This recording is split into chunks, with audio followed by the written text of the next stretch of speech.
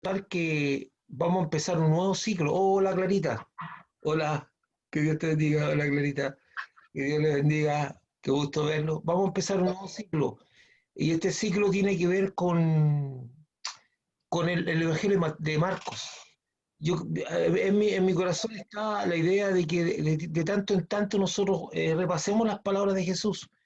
Veamos qué es lo que dice. Algunas veces nos damos vuelta en tema, pero no tenemos, debemos retomar la esencia de las palabras de Jesús, la base, que es la base del Evangelio. Las palabras de Jesús son la base del Evangelio. Y algunas veces nos damos vuelta en temática, entonces yo elegí el Evangelio de Marcos porque es un Evangelio más cortito, más acotado, y vamos a ver algunas cosas del Evangelio. Hermano, la idea mía no es hacer un estudio lineal, teológico, no. A mí yo soy una persona que le arranco a la teología. Eh, la Biblia, según un teólogo español, dice, la Biblia tiene una sola interpretación porque está dentro de un contexto histórico, pero la palabra de Dios tiene muchas aplicaciones. La palabra de Dios es viva. La palabra de Dios me puede hablar a mí en el momento, en el ahora, en aquí, en este instante. Dios me puede dar respuesta. La palabra de Dios es atemporal, no está en el tiempo. Por eso la Biblia no habla de cosas científicas ni sociales. Habla de los valores y los principios de Dios que se aplican en todo tiempo y en todo momento. Si la Biblia fuera un libro científico ya estaría pasado de moda. Si la Biblia fuera un libro de cuestiones sociales, las cosas sociales cambian todo el tiempo. La Biblia es un libro del valores, del pensamiento de Dios, sus principios y sus mandamientos, que son eternos. Por eso dice la Biblia que la palabra de Dios permanece para siempre. Y en la palabra de Dios, no importa la época, no importa el momento, siempre podemos encontrar respuesta a nuestros problemas, siempre podemos encontrar respuesta a nuestra inquietud y siempre nos da vida, vivifica a aquel que está en una condición complicada. Por eso la palabra de Dios es algo tan importante, pero para poder entender mejor la palabra de Dios tenemos que ir hacia el Señor con un espíritu dispuesto, si no, no lo vamos a hacer. Entonces yo quiero compartir el power hoy día a usted, de lo que vamos a tratar hoy día, que tiene que ver con el Evangelio de Juan. Entonces voy a empezar para que ustedes puedan ver mejor la proyección. Y espero que sean edificados, como digo, siempre como Misterio Beteta, central en USA, y acá en Villa Mar con Misterio Beteta con el Pastor Samuel, allá en Estados Unidos con Ronald. El serie, el fruto del, perdón, ahí tengo que abordar el serie, el Evangelio de Juan, de Marcos. Entonces, el Evangelio de Marcos es un evangelio sinóptico. Yo voy a explicar lo que es sinóptico, porque la gente, hasta para mí era difícil entender qué es lo que es un evangelio sinóptico. El Evangelio de Marcos es un evangelio sinóptico, es el relato de la vida, el ministerio, los milagros y la palabra de Jesucristo. Es el más breve, el más cortito de los cuatro evangelios. Hay cuatro evangelios que tienen distintos enfoques. Distintos, hermano, una de las cosas que usted tiene que saber es que cada uno de nosotros mira distinto. Somos seres humanos. Es interesante saber que para la gente que trabaja en la especialidad de criminología, que las personas digan, agreguen cosas a un determinado hecho, para ellos no es algo contradictorio, sino que son las cosas que nos fijamos los seres humanos. De repente perdemos detalle en algunas cosas y nos fijamos en otras, porque tiene que ver con las cosas que nos están importando. Hay cosas que no nos importan y hay cosas que sí nos importan de lo que estamos mirando. Y generalmente obviamos otras. Entonces, cuando hay un hecho, el testimonio de todos los testigos crea la completitud. Entonces, y aquí mismo, aquí tenemos cuatro evangelios canónicos, son que están dentro del canon, aceptados por toda la cristiandad. Entonces, es el más cortito y de los canónicos. Canon es el conjunto de libros que ha aceptado por los padres apostólicos y que ellos dijeron que, bueno, estos libros son inspirados. Y entonces, podemos ver,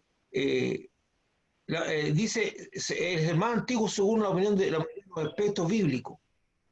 Entonces, entre los estudiosos existe un amplio consenso dar al Evangelio de Marcos, que está a finales de los años 60 después de Cristo, entre 60 y 70. La gente cree que las cosas que hizo Jesús las escribieron inmediatamente, o sea, como que había una persona que estaba anotando. No, la mayoría de los libros que se escribieron fueron 50, 60 años después de la muerte de Jesús. Su autor, el autor del Evangelio de Marco, aunque es desconocido, aunque una tradición cristiana tardía lo atribuye a Marcos, personaje citado en otros pasajes. Ustedes saben que fue el sobrino de Bernabé. Narra la vida de Jesús de Nazaret desde su bautismo por Juan hasta su resurrección, que ese cuadrito muestra un poco ese panorama.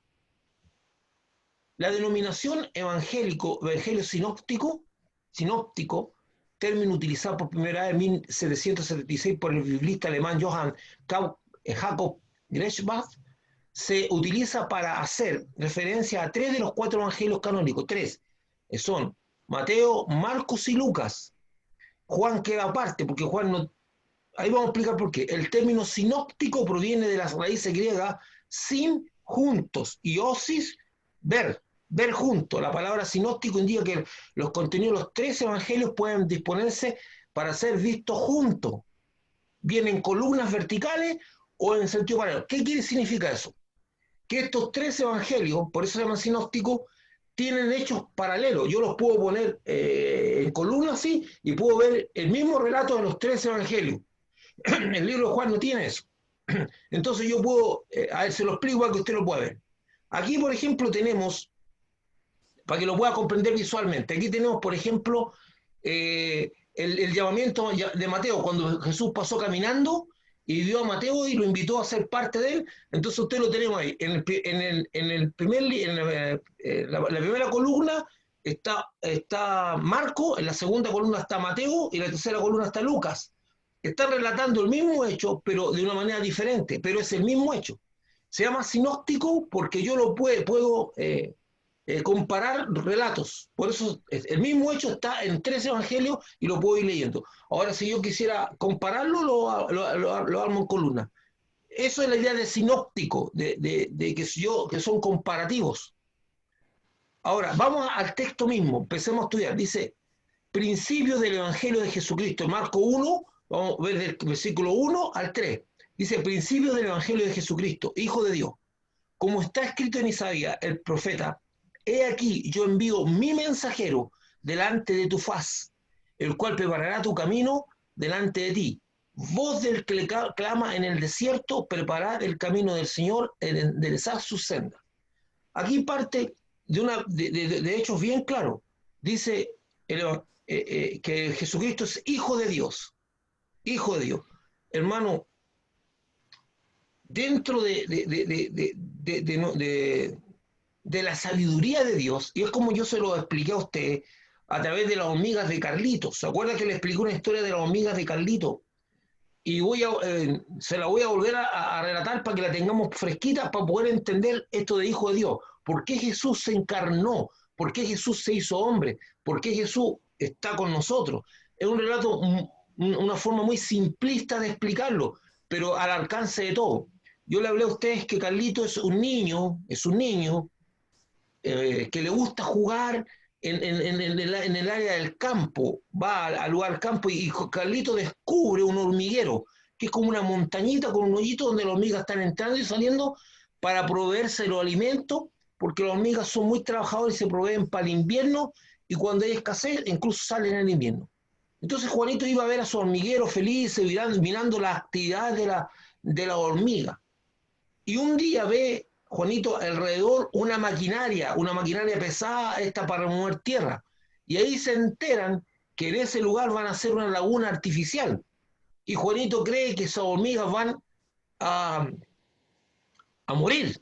Entonces, en su desesperación, Juanito le grita a la hormiga, pero la hormiga no le entienden, se angustia, se desespera, y va y le cuenta a su abuelo lo que está pasando. Y el abuelo dice, Juanito, no hay forma de que tú puedas advertirle del peligro a esta hormiga.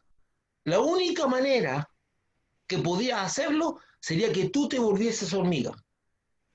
Te hicieses hormiga y pudieras comunicarte con ellos. Y aún así, nada asegura que te quieran escuchar.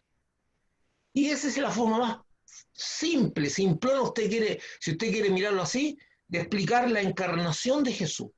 Jesús se hizo hombre, habitó entre nosotros, nos mostró un modelo de vida, fue sujeto a las mismas tentaciones que nosotros y triunfó. Y Él está con nosotros. Entonces eso de hijo de Dios y que era parte, a pesar de una naturaleza humana, Él era hijo de Dios, Él era Dios. Entonces, creo que vamos analizando un poco estos textos. Espero que no le haya ofendido la historia de Juanito, de Carlito, perdón, porque alguien dice, bueno, ¿cómo explica una forma? No, es una forma simple, usted se la puede explicar a un niñito y a lo mejor el niño la puede entender. Y nosotros somos niños. En Marco 1 al 3, este texto hace alusión a los profetas a las profecías sobre Juan el Bautista y su ministerio, y que están referidas a Isaías 43 y a Malaquías 3:1. Es importante hacer notar que el ministerio de Juan el Bautista se desarrolla en una soledad profunda, a pesar de que tenía discípulos. Esto está en todo momento con Juan. Es más, no estaban en todo momento con Juan, estaban ahí, pero no estaban durmiendo con él. Eso que están con Juan, pero no viven con él como Jesús salía con todos los discípulos, vienen en el campo, no. Él vivía solo. Entonces dice, enderezad calzada en la soledad a nuestro Dios. Hermano, muchas veces el ministerio, el que sirve a Dios vive en una soledad muy, muy grande también. Y no tiene que ver con personas que lo rodeen, tiene que ver con propósitos. Los propósitos no se pueden vender. Por ejemplo, Juan confronta al rey Herodes y no lo confronta por su... y eso es súper importante, a entender los que hemos conocido a Dios. Juan no confronta a Herodes, al rey, por sus políticas, por su situación económica, por la administración, no lo confronta eso se lo deja a Dios. Él confronta a Herodes por su condición de adúltero, porque el rey Herodes tenía un hermano que gobernaba en otro sector, en otro lugar del imperio romano, y él tomó a su mujer y se metió con ella y vivía junto con la mujer de su hermano. Y eso es lo que hace que Juan el Bautista lo confronte, porque el rey Herodes, sin ser judío, está gobernando en ese lugar y se tiene que someter a las leyes espirituales de ese lugar. Y Juan lo confronta muchas veces a Herodías, y ahí sale la historia que usted conoce, que la hija de Herodías, que era Salomé, bailó para el rey Herodes, un baile muy sensual. El rey Herodes quedó muy impactado, le hizo una promesa, pídeme lo que quiera, y la hija de Herodías, Salomé, le pide a su mamá consejo, y esta determina y le dice, como era una espina en el pie, una piedra en el zapato, Juan el Bautista, le pide la cabeza de Juan el Bautista, y Herodes mata a Juan el Bautista. Y eso es un poco el andar de la soledad de este hombre. El versículo 1 afirma que Jesucristo es el Hijo de Dios y que el relato que se entrega es del Evangelio de Jesucristo. Aquí tenemos que tener claro, es decir, es un relato de buenas nuevas. El Evangelio son buenas noticias, buenas nuevas diría yo, más que noticias, de Jesucristo. Realmente son nuevas, es importante, son nuevas, porque la palabra que entrega Jesucristo trae un cambio abrupto en el ámbito religioso, social, económico y moral de la sociedad. Y es bueno porque satisface todas las necesidades del ser humano. Y esto son las buenas nuevas porque trae un cambio de perspectiva. Por ejemplo, dice, el que robe, el que miente, no mienta más. Y Jesús empieza a hacer un cambio, se encuentra, por ejemplo, con la mujer que es sorprendida en el acto mismo del adulterio y tiene una actitud de compasión y le dice, vete, no peques más.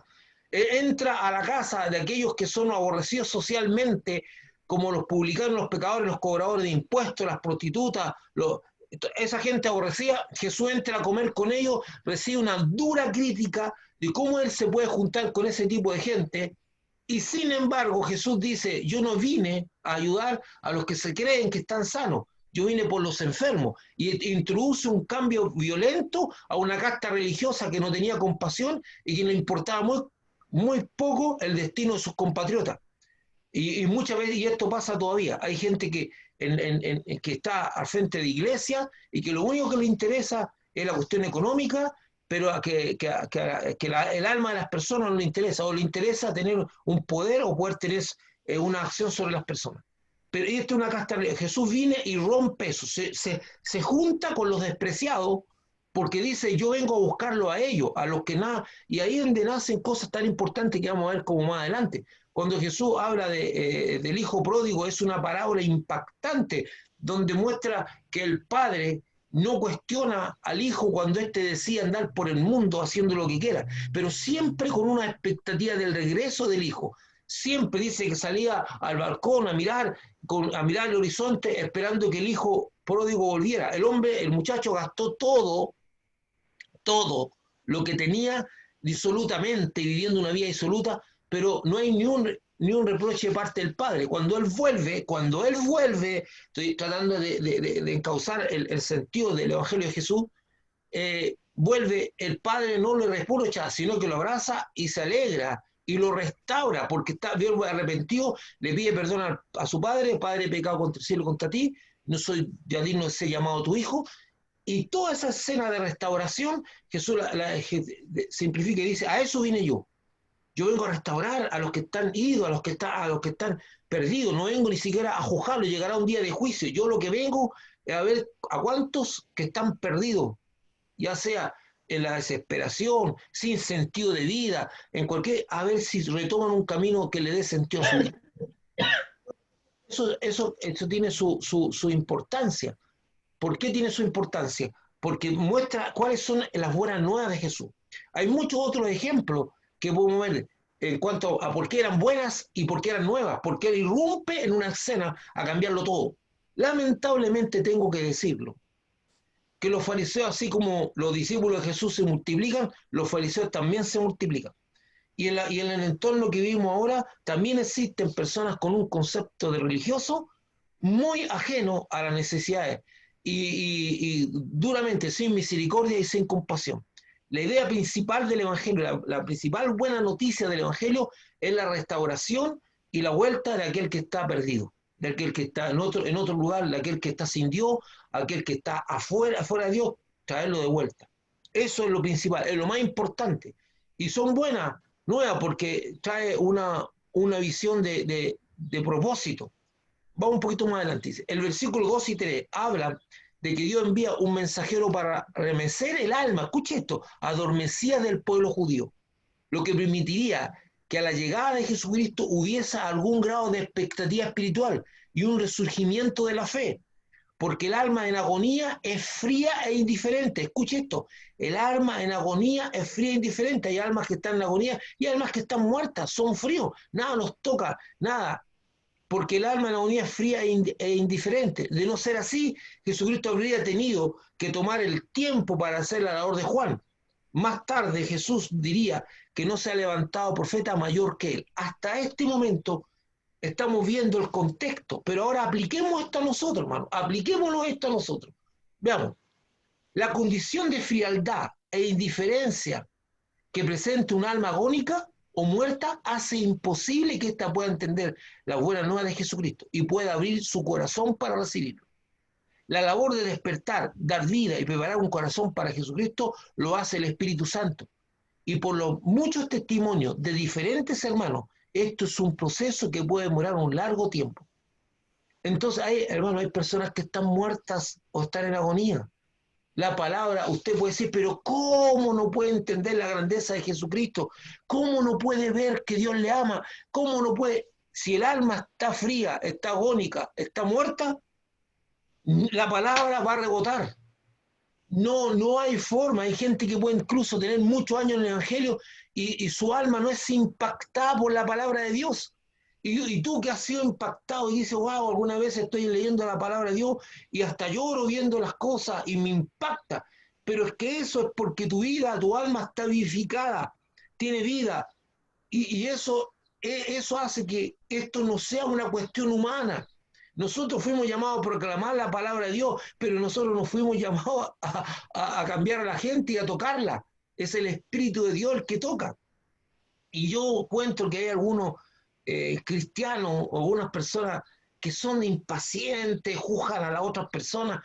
Hermano, tú no puedes, si una persona está en agonía interior, está muerta, en una indiferencia que ni él mismo puede entender que las cosas le arrebatan, hay gente que está fría, está muerta, espiritualmente muerta. Nada lo toca, nada lo llena, nada en lo de Dios. Entonces tú le estás hablando a un muerto espiritual. Y la única manera que ese muerto pueda entender es que Dios le dé vida a través de su espíritu. Por eso la Biblia dice que Él convencerá al mundo de pecado, de justicia y de juicio. No, no eres tú el que convence. Y a mí me gusta mucho, haciendo un paralelo a las palabras de Juan en el Evangelio, dice a todos los que le hicieron, le dio potestad de ser hechos hijos de Dios. Y después dice, los cuales no son nacidos ni de carne, ni de sangre, ni de voluntad de varón. O sea, estoy resumiendo, hermano, no estoy diciendo literalmente, sino que para entender la idea. Dice, no es una cuestión de esfuerzo humano, no es una cuestión de herencia sanguínea, no es una cuestión de esfuerzo humano, no nacen de tu esfuerzo. Cuando una persona, hay mucha gente que es prosélita, que tú la puedes convencer para que se haga cristiano, tú la puedes convencer y son personas que intelectualmente aceptan eso, pero la capacidad de nacer de nuevo viene de Dios, nacer de nuevo. Juan hace mucho énfasis a un nuevo nacimiento. Entonces, en una condición de frialdad espiritual, aunque tú le hablas a una persona, una condición de muerte interior, la única forma que esa persona pueda entender la grandeza de Dios, el amor que Dios le tiene, de que lo quiere salvar Dios y de que abra su corazón a Cristo, es que el Espíritu Santo lo toque, que le dé vida. Si no es así, no, por eso en nosotros, hermanos, no hay gloria. La gente de repente dice, mira, yo fui el que llevé a esta persona a que entendiera el Evangelio o que aceptara a Jesucristo. Eso es una pretensión tan ridícula, tan tonta. Perdone la expresión que estoy usando, hermano, pero no hay, en ti no hay mérito. El mérito lo tiene el Señor, el mérito lo hizo el Espíritu. Él fuiste un canal para transmitir unas palabras que dieron un punto de cierre, pero la obra es de Dios en todo tiempo, la obra es de Dios. Y eso no quita que nosotros tenemos la obligación de dar a conocer la palabra que el Espíritu Santo le va a dar vida en el corazón. Entonces Jesús llega a un contexto así, de frialdad e indiferencia. No podía llegar. Entonces arremete Juan, que Dios lo preparó a él para que remeciera, para que causara expectativa, porque Juan aparece un tipo recontra raro, porque vamos a hacer un análisis de Juan. Un tipo excéntrico, de hecho, algunos lo consideran un loco. Hasta el día de hoy los analíticos históricos dicen que era un loco que disfariaba nomás. Entonces, ¿qué es lo que aparece? Un hombre que estaba vestido como tipo hombre primitivo con pieles, que acostumbraba a dormir, a pernoctar en el desierto, en una soledad enorme, y se alimentaba de miel y langostas silvestres. Ese era su alimento. Un tipo ermitaño que aparentemente no compartía con nadie y que aparecía de tanto en tanto. Yo no creo que Juan el Bautista eligió ese estilo de vida. Yo creo que Dios lo puso en un apartarse completo para una concentración total. Y aquí vamos a ver lo que produjo esa cosa. En Marcos 1, 4 al 8 vamos a leer. Y bautizaba a Juan en el desierto y predicaba el bautismo de arrepentimiento para perdón de pecado. Un paréntesis, el río Jordán pasa por el desierto. Dice, bueno, un desierto con agua es raro. No, el río Jordán pasa por esa parte y cuando hablamos del desierto está hablando de la soledad, de las estepas. Y salían a él toda la provincia de Judea y todos los de Jerusalén y eran bautizados por él en el río Jordán, confesando sus pecados. Y Juan estaba vestido de pelo de camello y tenía un cinto de cuero alrededor de sus lomos, y comía langostas y miel silvestre. Y predicaba diciendo, viene tras de mí el que es más poderoso que yo, a quien yo no soy digno de desatar encorvado la correa de su calzado. Yo a la verdad os bautizo con agua, pero él os bautizará con Espíritu Santo. Y hay otro que agrega fuego. Es interesante esto, porque este es el retrato del hombre que está. Si usted mira a este hombre y lo mira ahora, este es el retrato como de una persona media demencial, pues medio loco, media rara. Dice, salía, pero la gente quedó impactado. Y aquí vamos a ver que él estaba haciendo, a los ojos de los judíos, haciendo un sacrilegio terrible. Él estaba bautizando para los dignatarios, para los judíos, y ahí lo vamos a ver por qué. Era un sacrilegio lo que estaba haciendo Juan, bautizar. Y dice que y a mí me encanta solamente rescatar algo, porque vamos a seguir analizando el texto. Dice, viene tras de mí el que es más poderoso que yo. Mire, dice, aunque no soy digno de desatar, encorvado la correa de su calzado, que es una actitud de un siervo muy bajo. Acuérdense que los judíos, la generación judía hace tiempo, tenía la costumbre de recibir a sus invitados y lavarle los pies, era un lavamiento de pies, porque la gente, el medio de transporte que tenía en ese tiempo era, literalmente eran sus pies. Los más pudientes podían tener una carretita y los más ricos caballos, pero la gente no tenía cómo transportarse, transportaba a pie de un lugar a otro y algunas veces de ciudad en ciudad. Y no estamos hablando de los grandes medios de transporte que eran los barcos, sino que estamos hablando de moverse. Y los caminos estaban sucios, y los caminos estaban asquerosos, hasta con excremento de caballo o de otros animales que la gente transportaba. Entonces tus pies estaban expuestos con una sandalia a hacer siempre estar sucio. Entonces la llegada a una casa implicaba que el siervo con menor grado o el más insignificante era el que tenía que lavarle los pies a las visitas cuando llegaban. Entonces, y abrochar el calzado, desabrochárselo y abrochárselo. Eh, eh, entonces, Juan dice, yo soy menos que un siervo como eso, ni siquiera soy digno, dijo, de desatarle y atarle la correa de los calzados. Wow, es fuerte, es un acto de tremenda humildad. Y acuérdense que, y hay un paréntesis, como estoy tratando de contextualizar el Evangelio de Marco, y no todas las cosas van a aparecer en él, tengo que recordarles que el momento, esa actitud de servicio y de humildad la tuvo Jesús también cuando lavó los pies de sus discípulos, cosa que no lo haría. Entonces ahí se generó toda una enseñanza de servicio. El servicio se hace a toda persona y no se hace por aparentar, se hace de corazón. Y no hay ninguna labor indigna, hermano, en la cual nosotros podamos servir. El problema lo tienen las personas. ¿Saben por qué las personas tienen un problema serio? Porque tienen problemas de autoestima. Si tú tienes problemas de autoestima, vas a creer que lo que tú haces determina lo que tú eres. Lo que tú haces no determina lo que tú eres. Tú puedes ser un ingeniero o una persona recolector de basura y ninguna de esas dos actividades determina lo que tú eres. Y nosotros como hijos de Dios, como cristianos, nuestra identidad es ser hijo de Dios. O lo que yo tengo determina lo que soy. Ni lo que tú tienes, ni lo que tú haces, ni tu grado académico, ni tu estudio determina lo que tú eres. Entonces hay gente que tiene problemas de autoestima. Entonces, perdón, hay personas que dicen que no pueden hacer trabajos serviles porque ellos no pueden hacer esas cosas porque su nivel no está para eso. Hay gente que no puede limpiar baños, yo no voy a limpiar baños. Eso es para otro tipo de gente. Eso es un problema de creer que lo que yo hago determina lo que soy.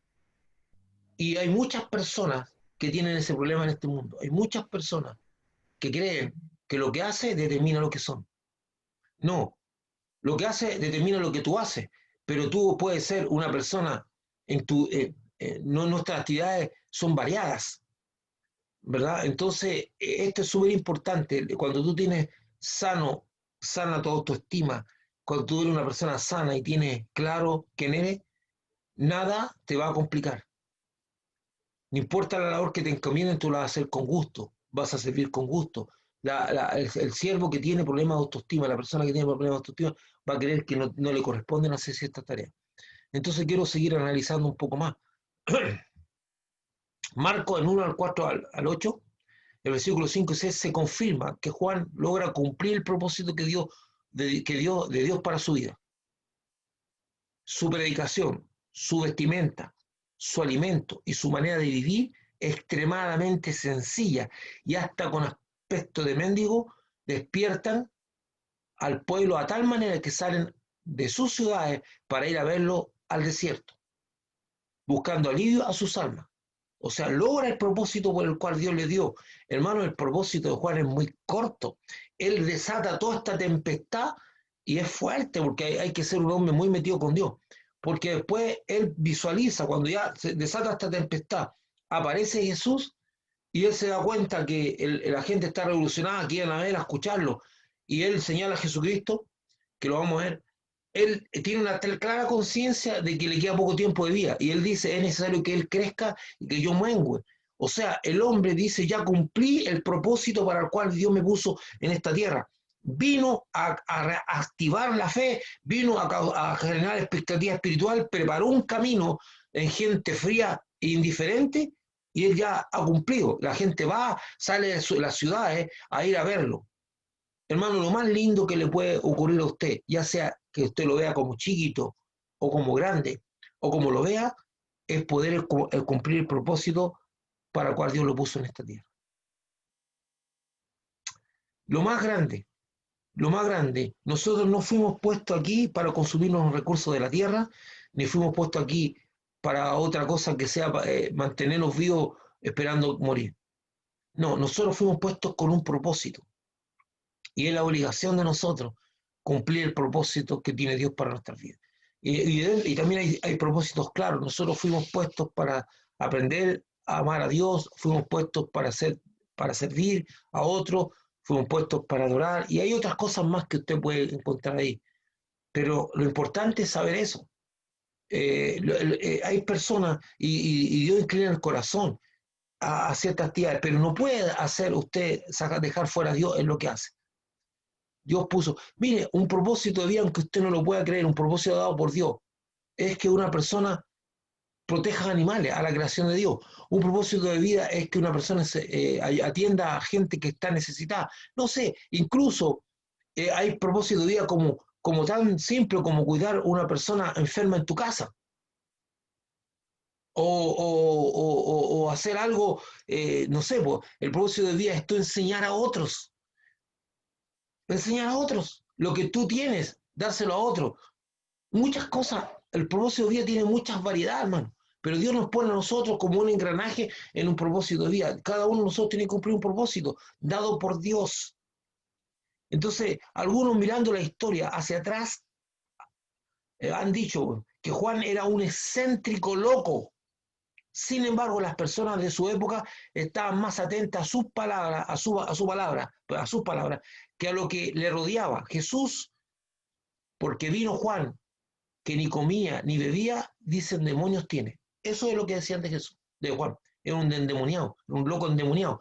Y Jesús era bueno para comer y tomar y comer, y decía que era un comilón y un bebedor. Entonces Jesús dice, no hay cómo agradarlo. Uno que no come, lo critican, y el otro que come, también. Entonces de Juan decía que era un tipo endemoniado. Aunque la Biblia no lo explicita, Juan recibió una orden de Dios de bautizar. No dice, en ninguna parte de la Biblia dice que Dios le ordenó a Juan bautizar. No lo explicita, no lo pone explícito. Jesucristo lo confirma más tarde. ¿Cómo es que Jesucristo lo confirma? Porque cuando Jesucristo va a bautizarse al mismo río Jordán, a todo esto el río Jordán es un río barroso, no tenía para nada aguas transparentes, era un río muy barroso. De hecho, eso es lo que critica a Naamán cuando le dice Eliseo que se tienen que bañar 7 veces en el río. Dice, ¿acaso allá en Siria no hay mejores ríos que acá? Para bañarme en este río todo, como diríamos en chileno, picante, ¿verdad? Todo sucio, ¿verdad? Pero el río Jordán era barroso, no es que estuviera con falta de higiene, barroso. Entonces, cuando Jesús va a hablar con Juan, Juan reconoce a Jesús y dice, no, tú deberías bautizarme a mí. Entonces Jesús le dice, debemos cumplir con toda ley, debemos cumplir con todo lo que Dios ha determinado. Entonces eso nos da claridad que el bautismo de Juan era un bautismo determinado por Dios. Este bautismo llegó a ser muy polémico para los principales y líderes religiosos, los sacerdotes y los líderes, sobre todo porque este tipo de acción se aplicaba como lavamiento a los extranjeros de otras naciones que se querían hacer judíos, y Juan lo aplica a los judíos. Es interesante.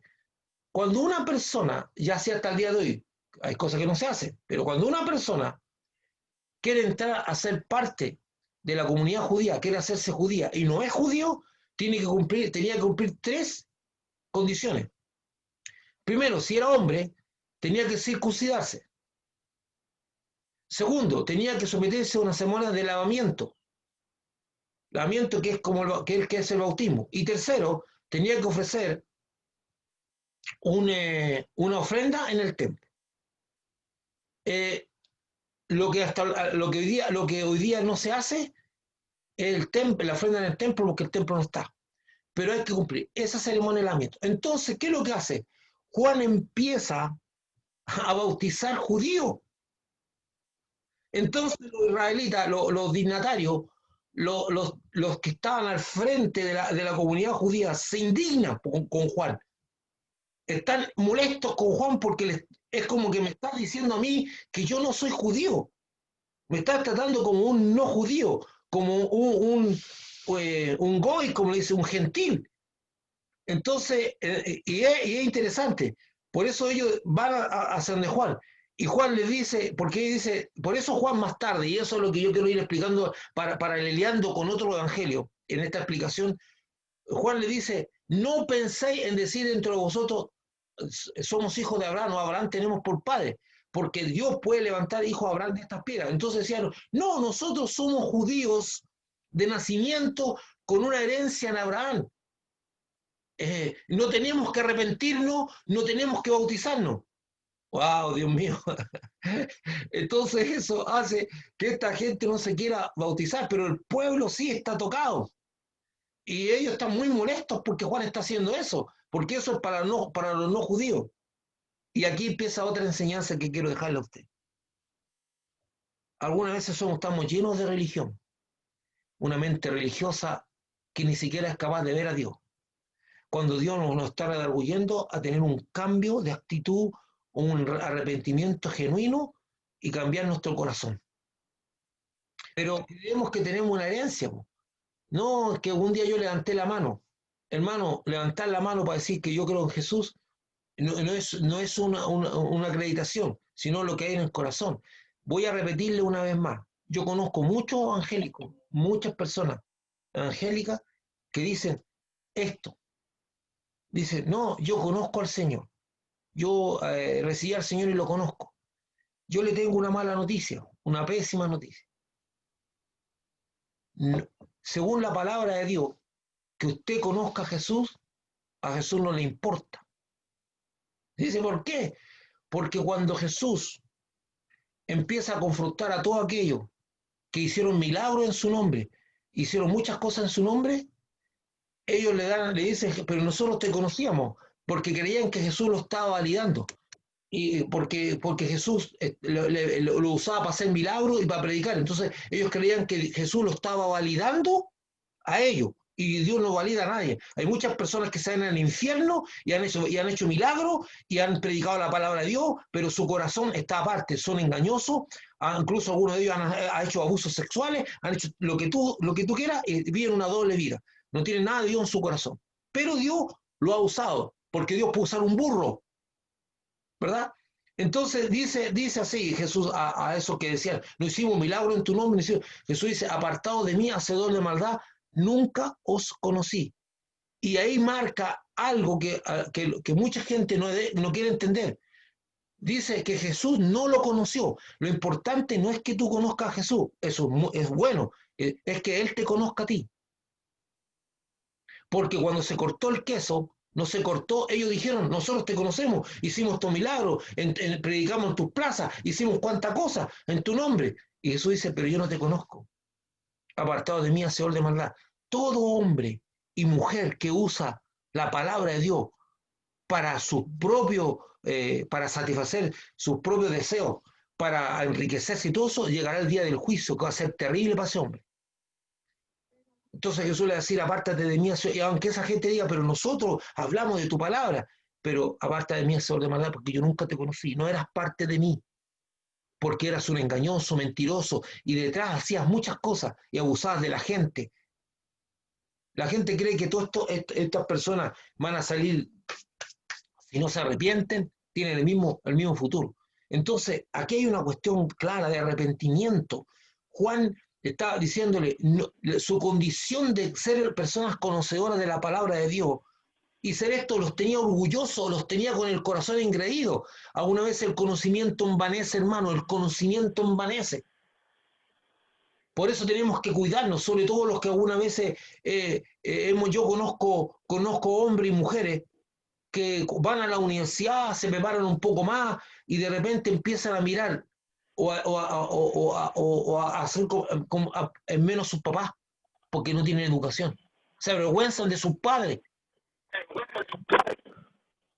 ¿verdad? Porque ellos están más preparados, se parece al cuento del padre de Oligario Lazo Baez, ¿se acuerdas? El cuentito ese que nos hicieron leer a nosotros, bueno, de avergonzarse del padre porque ahora tienen mejor educación, porque hablan mejor, porque conocen más cosas. Eso es ser ingreído, hermano, no ser agradecido. Entonces el conocimiento envanece, y entonces digo, yo no tengo necesidad, eso es para el pueblo, eso es para la gente, yo no necesito, todos necesitamos de Dios, todos necesitamos arrepentirnos. Por eso el apóstol Pablo dice, el conocimiento envanece, más el amor edifica. Todos nosotros tenemos que estar constantemente pidiéndole a Dios que examine el corazón que tenemos, que algunas veces, perdonen esta expresión, es más chueco que cola de chancho, ¿verdad? Colita de chancho, redondito. Somos chuecos, hermano. Pero gracias, mire, a mí me encanta esa frase que dice que Dios escribe derecho en reglones torcidos. Y así nosotros somos reglones torcidos y el único que puede escribir derecho en esos reglones es Dios, ¿verdad? Es Dios. Entonces, ¿qué es lo que ocurre? Pero para eso tenés que decirle, Señor, examíname. No, yo estoy bien, no tengo ni un problema. A mí, eso es una falta terrible de humildad. Eso es una falta que te va a conducir a un juicio terrible frente a Dios. Siempre nosotros tenemos que estar considerando, Señor, yo haré ofendido a alguien. Señor, yo me haré apartado de ti, estaré divagando en mi mente, yo necesito que tú me examines, Dios. Pero para eso se requiere humildad. Entonces esta gente, estos dignatarios decían, ¿cómo este tipo se atreve? Pero el pueblo en su sencillez llegaban a reconocer, dice que iban sobre Juan. Mire, veamos, mire lo que dice. Quiero que veamos un poquito el texto. Dice, y eran bautizados por él en el río Jordán, confesando sus pecados. Gente humilde, gente que reconoce su necesidad de Dios, gente que es impresionante, hermano. La Biblia habla de tantas veces que Dios usó a gente humilde, a gente sencilla para bendecir al mundo, gente ignorante para bendecir al mundo, porque la Biblia dice que Dios toma lo despreciado del mundo, lo que la gente no quiere, lo que la gente rechaza, lo levanta y lo usa para hacer de bendición. Ahora, ojo eso, tiene que ser así. Oh, o sea, yo tengo que ser un pobre miserable y una persona despreciada para que Dios me use. No, hermano. El fondo de esa explicación es un hombre y una mujer con un corazón humilde y que sepa. Hay un hombre en la Biblia muy preparado, pero extremadamente preparado, en los mejores seminarios, en los mejores colegios, con una familia de comerciantes muy pudiente, muy buena, y que Dios lo tocó, lo golpeó, lo humilló, lo levantó y lo usó. Ese fue el apóstol Pablo. O sea, Dios ha usado gente que despreciada y gente preparada. Dios ha usado a aquel que tiene un corazón dispuesto. Por eso cuando Dios se encuentra con Pablo dice, de una cosa de dar golpe contra el aguijón, hay cosas que molestan. Le mostraron a Pablo y lo hacían acepto a Dios. Y eso es, hermano, esto es una cuestión del corazón, del alma, de cómo nos vemos a nosotros mismos. Esto es algo, cómo usted puede agradar a Dios. El que impacta el corazón de Dios es un corazón humilde. Acuérdese que la Biblia dice que Dios resiste a los soberbios y da gracia a los humildes. Y algunas veces nosotros estamos llenos de soberbia y no nos damos ni cuenta, hermano. Y algunas veces sí nos damos cuenta y no queremos aceptarlo. Los requisitos para hacerse judío eran tres: la circuncisión para los hombres, una ceremonia de lavamiento, bautismo y ofrecer una ofrenda en el templo. Por lo tanto, Juan, al bautizar a los judíos, les dice indirectamente que no son judíos. Juan les dice a los líderes religiosos que no se sientan tan seguros de ser descendientes de Abraham, ya que si no se arrepienten de sus pecados serán cortados y tendrán el mismo destino que un no judío. Uno de los grandes problemas que tiene la mayoría de los seres humanos es la falta de humildad. Humildad en todo sentido. El sentido de autosuficiencia lo hace sentirse seguro en su conocimiento, en sus bienes o riquezas, en su estatus social, etc. Todas cosas que nunca han sostenido una vida. Hay personas que teniendo todo esto se suicidan. Usted ha visto personas que eran admirables, artistas musicales, pero que tenían un buen dinero, supuestamente tenían buenas casas, tenían un buen estatus social, participaban en muchos lugares, eran reconocidos por ellos, ganadores de premios. Y uno dice, ¿por qué esta persona se termina suicidando? Porque esas cosas, ni tus estudios, por favor, no me malentienda. Yo no estoy haciendo una apología ni a la pobreza ni a la ignorancia. Estoy diciendo que si tú puedes crecer, puedes avanzar económicamente, hazlo, eso es bueno y Dios te bendice. Pero no te sostenga, no use eso como un medio para sostener tu vida. Esos son anexos a tu vida, pero no son tu vida. Tu vida es algo más que eso. Porque cuando te mueras, ninguna de esas cosas te la vas a llevar. No, no nos vamos a llevar nada de eso. No podemos hacer eso el centro de nuestra vida. El único que va a tener memoria de ti cuando te mueras y te va a levantar de los muertos según su palabra es Dios. Es Dios. No te va a poder llevar nada, a no ser que tenga un pensamiento de Faraón Egipto que lo enterraban hasta con las mujeres, ¿verdad? Porque pensaba que con ellas se iban para el otro mundo. No, nosotros no tenemos esa visión. Entonces yo te digo, ten cuidado, si no se trata que la riqueza sea mala, que la educación, no, todo eso es bueno, en su justa medida y razón, como dice, sino que no sostienen vida, son anexos, son cosas complementarias. Hay gente que cree que teniendo una casa su vida va a cambiar, la tienen y su vida sigue siendo la misma. La casa es algo importante tenerlo, qué bueno que la tenga y todo, qué bonito, que es tu propiedad, pero eso no es tu vida, es una parte de tu vida. Tu alma no se sostiene con eso, tu alma necesita algo más. Dice la Biblia, no solo de pan vivirá el hombre, sino de toda palabra que sale de la boca de Dios. Necesitamos el alimento que viene de Dios al alma. Hay personas que teniendo todo esto se suicidan. Por otro lado, el orgullo hace que las personas no reconozcan que están mal y necesitan ayuda y ser perdonadas por Dios y se hunden en una vida sin propósito y vacía. Los capítulos 7 y 8, Juan anuncia una de las cosas más importantes que hará Jesucristo, bautizará con el Espíritu Santo. Juan dice que el elemento que él usa para realizar su bautismo, sumergir, es en el agua. Sumerge a las personas en el agua. Eso es bautismo, sumergir. Pero el que viene después de él, Jesucristo usará como elemento para bautizar el Espíritu Santo. Es decir, nos sumergirá en el Espíritu Santo. Debemos recordar siempre que el Espíritu Santo es una persona. El Espíritu Santo no es una cosa. El Espíritu Santo es una persona. Le recuerdo. Veo la necesidad de recordarle a todos que lo que determina una persona, por ejemplo, un animal no es una persona. Usted es una persona. ¿Qué tiene que tener un ser para ser persona? Tiene que tener 3 elementos: intelecto, voluntad y sentimiento.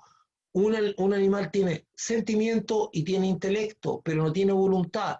El animal actúa pues, por instinto. El instinto lo guía a él. Usted tiene sentimiento, usted siente, usted tiene intelecto, usted tiene capacidad intelectual y usted tiene voluntad, usted determina sobre su vida. El Espíritu Santo es una persona porque tiene estos 3 elementos. La Biblia dice que no contristáis al Espíritu Santo, no lo entristezcáis. Sentimiento, el Espíritu Santo tiene sentimiento. La Biblia dice que el Espíritu Santo escudriña aún lo profundo de Dios. Eso significa que el Espíritu Santo tiene intelecto, tiene capacidad. Y después dice que Él reparte a cada uno como Él quiere en los dones. Tiene voluntad, tiene los 3 elementos que lo hacen una persona. El Espíritu Santo no es energía, no es una cosa, es una persona. Lo que hace el Espíritu Santo no determina lo que Él es. El Espíritu Santo es una persona. El Espíritu Santo además actúa como sella al cristiano actúa como consolador, viene y consuela al cristiano cuando está mal, guía toda verdad, es el elemento de bautismo, bautiza a las personas en el cuerpo, etcétera. El Espíritu Santo hace muchas cosas. El Espíritu Santo derrama el amor de Dios en nuestros corazones. Él hace muchas cosas, pero no es esas cosas. Él hace cosas, pero no es esas cosas. El Espíritu Santo es Dios. El Espíritu Santo es el único compañero espiritualmente real que envió Jesucristo para sostener. Usted puede tener compañeros de vida, Usted puede tener personas amigas que estén a su alrededor, que van a ser físicamente un sustento o una ayuda, que moralmente y emocionalmente a lo mejor lo van a sostener más de alguna vez, pero ninguna persona que esté a su lado de este mundo lo puede sostener a usted espiritualmente y en el alma. No puede, porque no tienen esa capacidad. No tienen la capacidad de llegar al alma, no pueden hacerlo, no pueden sostener su alma, pero Jesucristo dejó como compañero real a su vida el Espíritu Santo, que es una persona. Y como es una persona, debemos aprender a relacionarnos con Él, a tratarlo como persona. Si lo hace, su caminar en esta tierra cambiará totalmente. ¿Qué significa eso? El Espíritu Santo es una persona, no tiene este cuerpo que tenemos nosotros. Para usted se le hace muy fácil conversar con una persona física. Usted la ve, no sé, están ahí, usted le habla, estamos sentados en una mesa, estamos compartiendo o nos estamos hablando en un cuarto, lo vemos. Pero como lo vemos, además usa nuestro mismo lenguaje.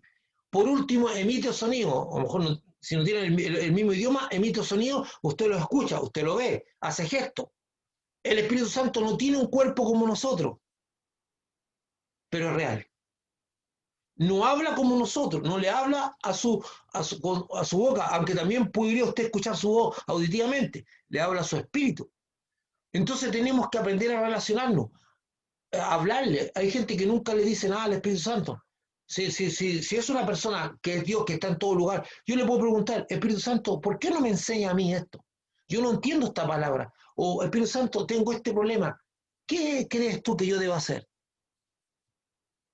Es una persona que la dejó Dios aquí para eso, para guiarnos, para ayudarnos. Pero como no es físico, nosotros lo ignoramos permanentemente y nuestra vida es pobre, porque el único consejero o compañero espiritualmente real es el Dios Santo. Y él está lleno de sabiduría. El problema grande que tenemos los seres humanos es que no sabemos relacionarnos con el mundo espiritual, específicamente con el Espíritu Santo. No sabemos, porque no somos carne. Todo lo vemos por nuestros sentidos, el sentido físico, los sentidos que tenemos, el gusto, el tacto, la vista, y los 5 sentidos que tenemos, todo lo relacionamos con él, pero nos cuesta empezar a ejercitarnos en una relación con el Espíritu Santo. Cuando eso ocurra, su vida cambiará totalmente.